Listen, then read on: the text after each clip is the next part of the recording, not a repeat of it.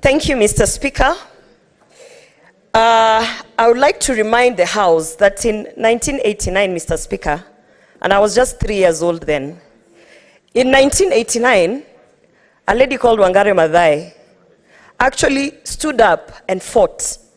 Many men, many honorable men, MPs, including His Excellency, our former President Moi, because she found out about a 62-story building that was going to be put up, a skyscraper in Uhuru Park, and she wanted to conserve the environment. She stood up, she fought these men. They called her crazy, they called her mad, they called her an African, Mr. Speaker, because she was opposing men. But she knew something. She was fighting for the conservation of trees and our environment. Mr. Speaker, in 2023, today I'm 37 years old, and I have the opportunity to stand in Senate and actually listen to probably descendants of the same men who are now supporting that we actually need to do something about climate change and we need to legislate.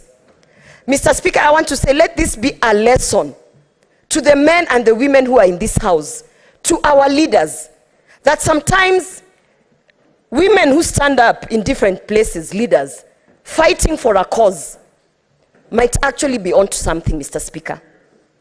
They might be onto something that will lead to climate change, to a bill, to an amended bill, so many years down the lane. So, Mr. Speaker, I stand to support this amendment bill, and I want to urge our leaders in this house that they must emulate Wangari Mathai.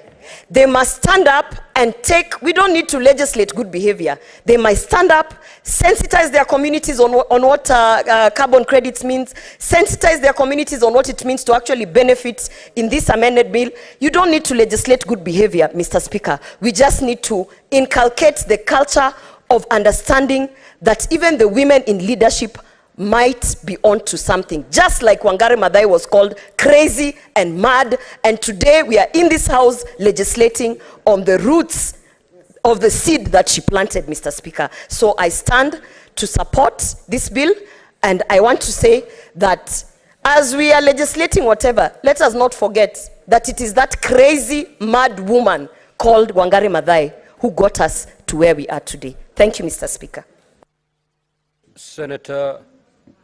Senator Eddie. Senator Sifuna, what is your point of clarification? And where does